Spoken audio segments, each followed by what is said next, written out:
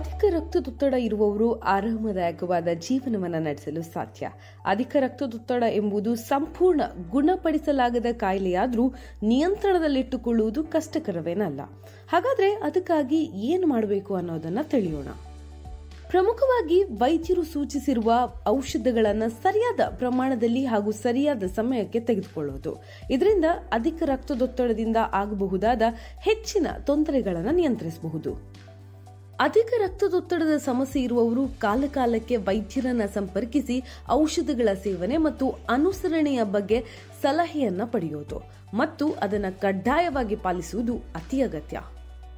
ಔಷಧಗಳನ್ನ 2 ದಿನಕ್ಕೊಮ್ಮೆ ಸೇವಿಸುವುದು ಅಥವಾ 1 ದಿವಸ ಮರೆತರೆ ಮರುದಿನ 2 ಮಾತ್ರೆಗಳನ್ನು ಸೇವಿಸುವುದು ಸರಿಯಲ್ಲ. ನಿರ್ದಿಷ್ಟ ಸಮಯಕ್ಕೆ ಅಲಾರಾಂ ಇಡುವುದು ಅಥವಾ ಕುಟುಂಬದ ಸದಸ್ಯರ ಸಹಕಾರವನ್ನು ತೆಗೆದುಕೊಂಡು ಔಷಧಗಳನ್ನು ವೈದ್ಯರ ಸೂಚನೆಯಂತೆ ಸರಿಯಾದ ಸಮಯಕ್ಕೆ ತೆಗೆದುಕೊಳ್ಳುವುದು ನಿಮ್ಮ ಆದ್ಯತೆಯಾಗಿರಲಿ. ರಕ್ತದೊತ್ತಡ ಸಹಜವಾದಾಗ ಏನಾದರೂ ಅಡ್ಡ ಪರಿಣಾಮವಾದಾಗ ಕುಟುಂಬದ ಸಹಕಾರ ಸಿಗದೇ ಇದ್ದಾಗ ಔಷಧಗಳ ಸೇವನೆಯನ್ನು ನಿಲ್ಲಿಸದೆ ವೈದ್ಯರನ್ನ ಸಂಪರ್ಕಿಸಿ ಸಲಹೆ ತೆಗೆದುಕೊಂಡು ಔಷಧಗಳ ಅನುಸರಣೆಯನ್ನ ಮಾಡಬೇಕು.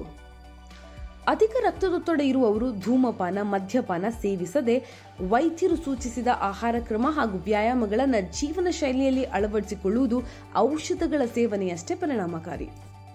ನಿರ್ಲಕ್ಷಿಸಿದ್ರೆ ಅಧಿಕ ರಕ್ತದೊತ್ತಡವು ಮಾರಣಾಂತಿಕ ಕಾಯಿಲೆ ಆಗಬಹುದು. ಕುಟುಂಬದವರ ಸಹಕಾರ ಮತ್ತು ವೈದ್ಯರ ಸಲಹೆಯಂತೆ ಉತ್ತಮ ಜೀವನ ಶೈಲಿ ಮತ್ತು ಕಾಲಕಾಲಕ್ಕೆ ಸೂಕ್ತ ಔಷಧಗಳ ಅನುಸರಣೆಯಿಂದ ಅಧಿಕ ರಕ್ತದೊತ್ತಡವನ್ನು ನಿಯಂತ್ರಿಸಲು ಸಾಧ್ಯ.